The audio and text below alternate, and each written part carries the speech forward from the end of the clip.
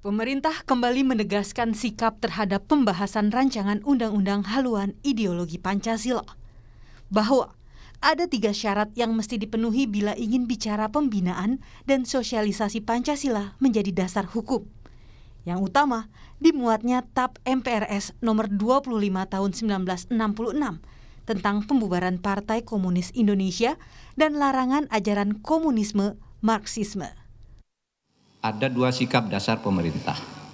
Pertama, kalau mau bicara Pancasila, penyebar luasan Pancasila dan sosialisasi Pancasila, maka ketetapan MPRS nomor 25 tahun 66 itu harus menjadi dasar pertimbangan utama sesudah Undang-Undang Dasar, yaitu tentang pembubaran PKI dan larangan penyebaran ajaran komunisme, Marxisme, Leninisme, kecuali untuk keperluan studi akademik. Pancasila yang resmi dan dipakai itu hanya satu, yaitu Pancasila yang ada di pembukaan Undang-Undang Dasar 1945 yang disahkan pada tanggal 18 Agustus 1945 oleh Panitia Persiapan Kemerdekaan, yang terdiri dari 5 sila yang merupakan satu kesatuan makna,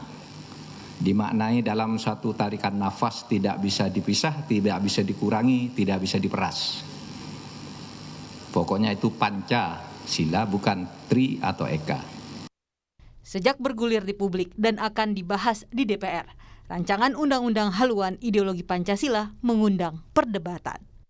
Perdebatan mengandung 2 hal, yakni tak dimasukkannya TAP MPRS nomor 25 tahun 1966 yang melarang Partai Komunis Indonesia dan paham komunisme, Marxisme, Leninisme.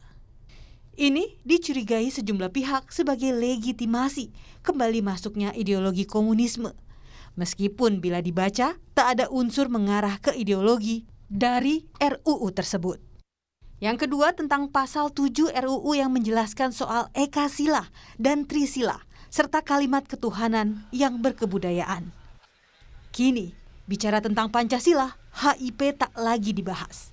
Yang dibahas adalah tentang Badan Ideologi Pancasila yang memuat TAP MPRS nomor 25 tahun 1966 dan menghapus semua hal yang jadi perdebatan. RUU BPIP memuat TAP MPRS nomor 25 tahun 1966 tentang pembubaran PKI dan larangan komunisme Marxisme sebagai pertimbangan atau considerance. Dan di RUU BPIP pun tak ada klausul Trisila dan Ekasila. Berbeda dengan RUU HIP yang menjadikan Pancasila menjadi norma hukum, RUU BPIP hanya mengatur teknis pembinaan ideologi Pancasila, serta tak ada lagi konsep ketuhanan yang berkebudayaan. Perubahan RUU ini dilakukan pasca unjuk rasa di sejumlah daerah sejak 24 Juni hingga 5 Juli lalu. Pasca penolakan dan unjuk rasa, fraksi-fraksi di DPR yang pada 12 Mei setuju dengan RUU HIP masuk sebagai RUU yang dibahas sebagai usulan DPR, balik badan, ikut menentang RUU HIP. Tim Liputan, Kompas TV.